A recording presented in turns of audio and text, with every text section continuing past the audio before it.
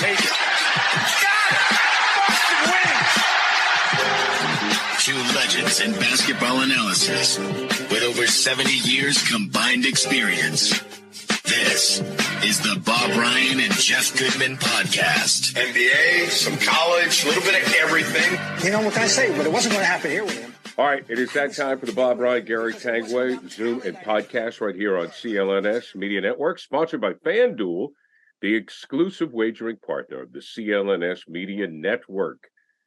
Score this NFL season with FanDuel, America's #1 sports book. Right now, new customers get $150 in bonus bets. With any winning $5 moneyline bet, that's $150 if your team wins. Okay, Bob, you and I were texting last night. At the time, obviously, we're recording this on Tuesday, talking about the Celtics game against Charlotte. I want to go back to the one before that, though, the last two games. So let's start with the Grizzlies. The Grizzlies had 3 guys missing, including Marcus Smart. And it was just one of those games where I was wondering, okay, Celts, why are you letting these guys hang around? That was my thinking during the whole thing. Yeah. Well, it's funny because my thinking was allied, except it was the opposite. Other than the 6-0 start, I felt most of the game saying, why aren't they losing? Or how much are they losing by? I felt that the entire game they were losing, even when they were winning. And then eventually won, nicely in the end. But dodged the major bullet there. You're right. 3 starters, including Moran, who hasn't played at all, won't be playing for a while yet. Right. But still, it wasn't impressive. It was, it was luck, and I just say to yourself, and of course, there's other ways, multiple ways of rationalizing these things. And this one, well, your best player went 1 for 11 on threes, and you won. And that was the night before. I'm getting confused. But anyway, they didn't play well. And then last night, they were lucky. I felt very, lucky that they won in Memphis, and they got what they deserved last night. Although, if I certainly wouldn't have bet that Holiday would miss 2 free throws. Well, I was just going to say they win the game. The game's won if he makes. Well, that was the key to the game, in my opinion. You go back to the first game, and it's in Memphis, and you always have those games during the regular season. Sure. You're going to go, all right, we're going to give them a pass. You mentioned the 1 for 11. You mentioned the fact that the Grizzlies were down a couple guys. Your team, regardless of who they are, whether they're the 69 Celtics, or the 73 Knicks or what have you, they'll play down to the opponent. So I was willing to give them a pass on that night, and they came away with a win. And you could also use the cliche, which we've been using a lot this year, is a year ago they lose that game, right? Yeah. Someone actually wrote that. So. Yeah. Imagine that. Oh, somebody came up with that? Somebody said that? Yeah. It's so overused. We use it all the time. But last night, as a Celtic fan, I was kind of pissed. Because now I'm not doing the pregame show. I'm not attached to the team. I talk to you and Goodman. So I'm a fan. I really am. I mean, I get pissed. Last night, I was like, come on, you guys. I mean, you're up by 6-8 points. You got 2 minutes to go. You got to put this one away. Tatum is having the game of his life. What a game last night by Tatum. I felt bad for Tatum. The thing about it, in my mind, is the one thing that they should always have to count on is defense. I was looking for stops. I was looking for stops that were and that's the thing that's bothering me. Well, more. Yeah, 121, 118 in overtime. In case I was looking for stops. You're right. I'll say this: there were 2 individuals in each of the 2 nights that you got to give credit for on the other side, and they didn't stop either one of them. One was Desmond Bane the night before. They survived him on a major night. And last night it was LaMelo Ball. And by the way, I've been thinking about, of course, Lonzo's out, but LaMelo has really emerged as a significant player in this league. And the daddy is much of a clown and a distraction and, pompous fill in blanks he was kind of right about at least one of his kids, if not both of them, because Lonzo's a hell of a player too when he's healthy. Well, so I got to give Daddy credit. He raised a couple of good ball players. well, right? and that's the second point. After I got pissed off, and watching the game, then I went, man, this LaBella Ball, he's fun to watch. Yes. Yeah, he's so, so to go on the positive side, I mean, he is so much fun to watch. Oh, and he's buried in Charlotte, the poor kid. But, his numbers, he took 27 field. I mean, 36 points. I mean, he won the game. And he made a beautiful drive. He made a really tough drive, when they needed it, and over. I believe Porzingis even challenged it. Right. So Tatum, somebody did, and it was really good. The other thing about last night, talk about what might have been category. Hayward came up pretty big at moments against them. I forgot all about him. I had, honest to God, I said, "Oh, that's right." Same thing. I said, "Oh, that's right. There's Hayward." That's right. Hayward, in fact, played well and made some big ones. And I'm happy for him. That's the strangest career of any Celtic of perceived consequence ever, to get hurt the very first night and the way he did, and never have the career he should have had. He had moments, but not enough. Anyway, so here's the thing, though. I'm not. I hate to play I've been around and seen it all. Oh, no, I mean, it's true. I'm going to play I've been around and seen it all. But you can, you earned it. I'm not overreacting one way or the other right now. I'm not like you. I'm not happy last night. That was a game. I just as the game in particular, watching the game. That's the way. The way I live my life, Bob, is like one game at a time. Like, I'm not happy to be there at the end. We know, but like I'm watching last night's game. I go, okay, you guys. You almost laid a stinker the night before. This one you should win. Yeah. All right, you're right. And so guess what? Now you can go. They were 1 for 2. And they went 3-1 on a road trip. Oh, they won 6 or 7. They're fine. They're fine. And I was looking at some of the X's and people, including our the estimable Mr. Bill Simmons, who's out there. He watches every Celtic game with like a scientist, and he dissects the frog every night. Bill. Right. I mean, he's amazing. But I say this out of admiration and almost friendship. We haven't seen each other in years, but I feel a kinship with him. He takes this really seriously. He was out fulminating. I answered him back. Hey, come on! It's November 20th, and they won 3 out of 1. They went 3-1 on a road trip. The point I'm getting at is, you can't overreact. It's too early. But you have a right to be angry. You have a right to be right in the moment. But in the big picture, as I said back to him, in April, May, you're not going to remember this game. Oh yeah, there's no doubt, and I understand that. We got more important fish to fry. But it was winnable. And the Memphis game was losable, and that's the way I'm rationalizing. Right. Well, see, but this is why. But see, you grew up outside of Philadelphia, and I don't know. Like, do you consider yourself a Celtic fan?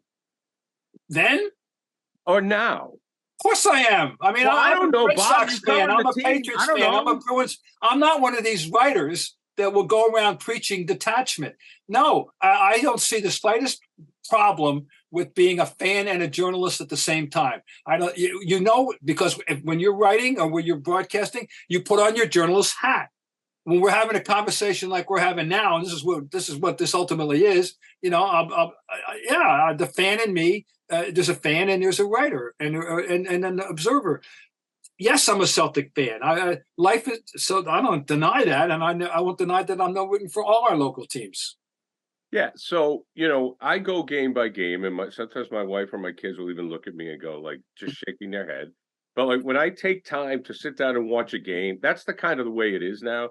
When I take time to watch a game or go to a game, I want to win.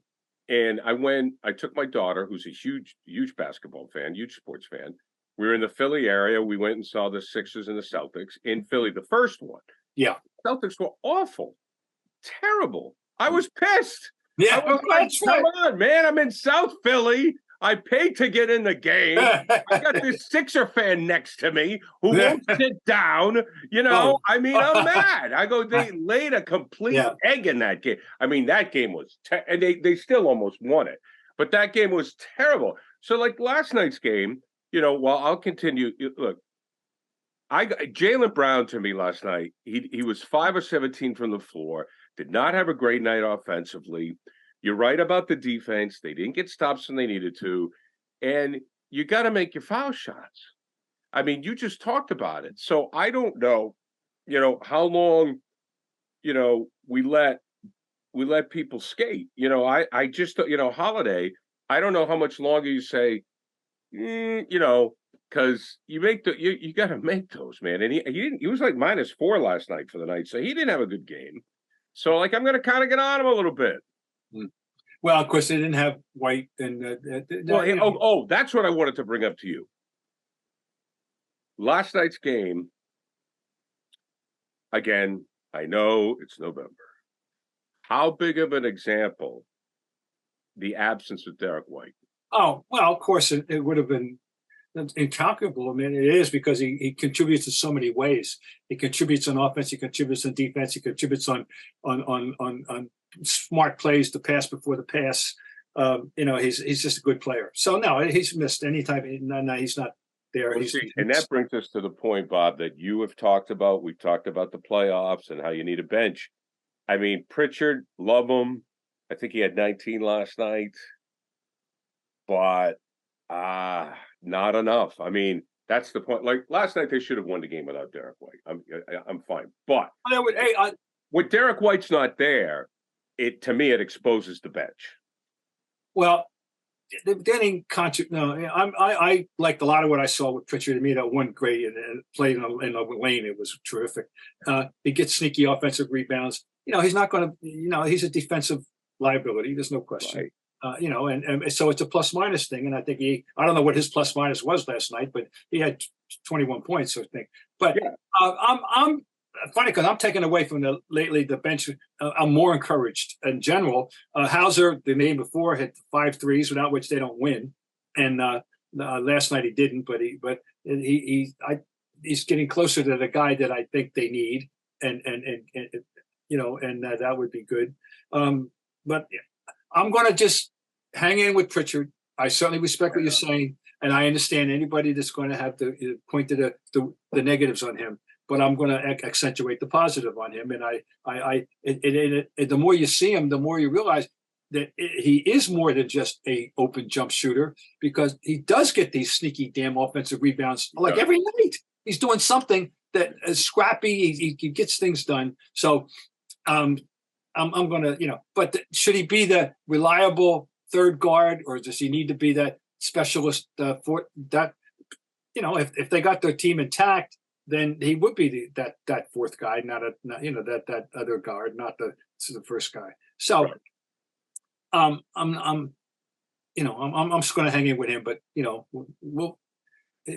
this is the last year. I mean, we got to get something out of him. Yeah. Well, yeah. I mean, you're a little more optimistic than me because of the defensive end, and I just think that's what I was thinking last night. No Derrick White, and I understand. That guy can't go down. I mean, obviously, there's the Tatum can't go down. We have the suspects, but Derrick White certainly cannot go down. I sure want him against. Now he may or may not play against the Bucks on Wednesday night, from what we're told too. So that would not be good. But once again, you can't be crying for yourself. To play like we already started off the show by saying that they beat a Memphis team without 3 starters. So we can't be, ourselves at any given night in that regard. That's the nature of this beast in the world of professional sport, period. So, But to wrap this up on a positive note, I do want to say that, to me, Tatum is the MVP right now. He is my MVP. You mean of the league? I only want to have this discussion until I don't know. Well, let me put it this way: we're approaching Thanksgiving. Yeah, I guess you could say it's. I don't want to get you. Here's my thing, Bob. Is like last night, I really felt bad for Tatum. I mean, 43 points. The guy has stepped up. He's done everything. I have not seen any. Okay, he has a bad shooting night, but in the past, I could always point to a flaw in Tatum's game. I could say that he disappeared this night, or where was he this quarter? I haven't seen that. I have seen this guy. I think he's been fantastic. No, I think he's been terrific. And but I'm just before I annoy him. There's a guy in Milwaukee that he had 42 last night. We're going to give another look at on Wednesday night. It's always it's going to be in the discussion. There's a guy in Denver that's going to be in the discussion. There's a guy in Philadelphia that's going to be in the discussion. There's going to, and there might be some guys under 6'10" that we might enter into the discussion at times. But no, I'm happy for his progress. I thought here's my closing little salute. The more I see of Porzingis, he can play. Yeah. And his, he made a huge block, and I mean, to save the game the other night. But he's lately he's not making those threes, and I don't care, frankly, because I like the other stuff he's doing, and those threes will come with him. No, I like it. I mean, he looks like that was a really good addition. I don't think there's much doubt that just knock on the old proverbial oak that he stays healthy. Score early this NFL season with FanDuel, America's #1 sports book. Right now, new customers get $150 in bonus bets with any winning $5 money bet. That's $150 if your team wins. If you've been thinking about joining FanDuel, there's no better time to get in on the action in NFL. The app is so easy to use. There's a wide range of betting options, including you got spreads, you got your player props, you got over-unders, and more. So visit FanDuel.com/Boston and kick off the NFL season. FanDuel, official partner of the NFL. All right, Bob, let's move on. That's our Celtics stuff. Yes. Lots of scoring. Now, as a fan, where do you fall? Oh, I've always been pro scoring, and I went through a period of time when we had the Ice Age back in the 90s when you scored 105 points a game, you won the league. And right, I like scoring. I think people want scoring. I always say this about scoring. No one ever fell in love with the basketball by saying, "Oh boy, I saw a good stop last night." You fall in love because you want to see the ball go through the orange. Right. And we have come out of the Ice Age and it's not just the three, although the three certainly has a lot to do with the final number, but it's the pace of the game and how you play the game, how you choose to play the game. Right now, Indiana is #1 scoring per game. That's 125.7. We got 4 teams with 120. Atlanta 195 effectively, but Atlanta 6 with OKC scoring 120 points a game. Celtics are 7 right now with 117. Sunday night. It's got me thinking about all this. Toronto beat Detroit 142-113.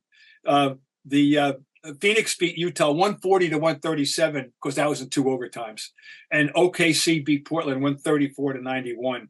I think people love it, and I think that I like it. It has to speak to pace, and the pace of the game. And now the team that is a good piece on the New York Times today about Indiana and the effect that Halliburton's having. Halliburton's having a terrific start, Tyrese Halliburton, and he's having a terrific start, and their pace is the best in the league. I think it's good. I think it's a more entertaining game. So when people are scoring points. Do you think there are less whistles? I haven't thought about it in those terms. I don't know. We have to see the numbers. It just came into my mind. I don't know. When you mentioned pace, mm-hmm. That I agree. The problem is in the past with the 3 officials that interrupted the pace. Good point.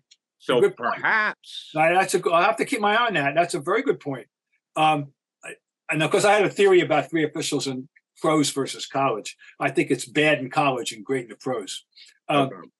And I don't like it in college because I think that too many college referees referee by what I call egg timer.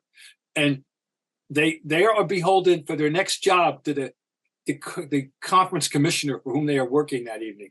And NBA players, referees have a season, contract. They're going to work unless something terribly goes wrong. The guy, he or she totally messes up. But they're going to work tomorrow night, and they're going to work. They know they're working on February 24th. College officials aren't like that. And so I think referee wants to be heard from every now and then. They will, and if you want to look for stuff off the ball, a guy grabbing this guy, bumping that guy, or making this, you can do it. I just think college refereeing too often, not all the time, but too often, referees referee by egg timer, inject themselves into the game when they're not necessary. I don't think NBA referees do that. They don't have to do that. But I think college referees sometimes feel they got to do that. So anyway, that's there that. You go. One other thing I'll talk about just very quickly about scoring and such. Yeah. I hadn't looked it up, but now I have. It just fell into my lap. Guess what team is average taking the most 3-point shots per game in the NBA? With a number of 43.8 per night. Sacramento. Sacramento is not the answer. Ha! Answer is the Boston Celtics. Oh, wow. See, you know what? That was, to me, I wouldn't expect them to be number one. I thought it was too obvious. They are. Now, what team has the highest? Their percentage is 364. They're taking 43.8 threes a game. Guess who leads the league in percentage? Team. You won't. I mean, if you notice, more power. I don't. It's OKC. 41. They're the only people shooting 40% on threes. Celtics are at 36.4. So just so you know, I think it's. By the way, the last place, the least scoring team in the league is Portland at 102.9. I guarantee you, 102.9 25 years ago would have put you in the top 3 before. Right. Now, well, yeah, 30 points a game went to Milwaukee. Yeah. So. Well, speaking of OKC, you want to talk about some up-and-coming teams? Oh, my God. First of all, I want to talk about I think it's going to be a really fun year in the league because it isn't just about the couple of blue bloods at all. Agreed. People think it, but it's not.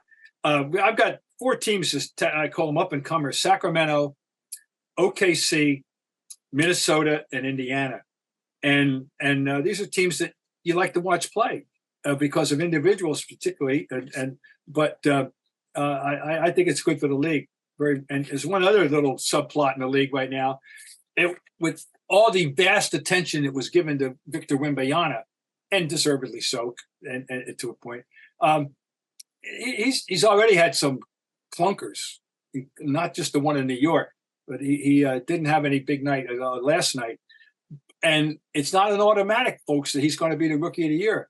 There's another 7-footer with a similar range of skill and body type who is himself having opening eyes. Chet Holmgren, who we had to wait a year for, didn't get to play last year. Chet Holmgren is put that one on your viewing calendar, folks, to see this kid. I don't know if people took note that on last week against Golden State, he had the 36-point, 10-rebound, 5-assist game in which he shot 14 for 22, or that on Sunday night in Milwaukee, he went 6 for 6, 2 for 2 on threes, had 16 points, and that he's shooting 57% from the floor and 46% on threes. So keep your eyes open on Mr. Chet Holmgren. Well, it'll be good to have a Rookie of the Year race. Would he be considered a Rookie of the Year? Oh, I would hope so. He didn't play. Right. He was on a roster, so I can't see why he would be ineligible. Then again, arcane things happen. But so I'm assuming he's eligible.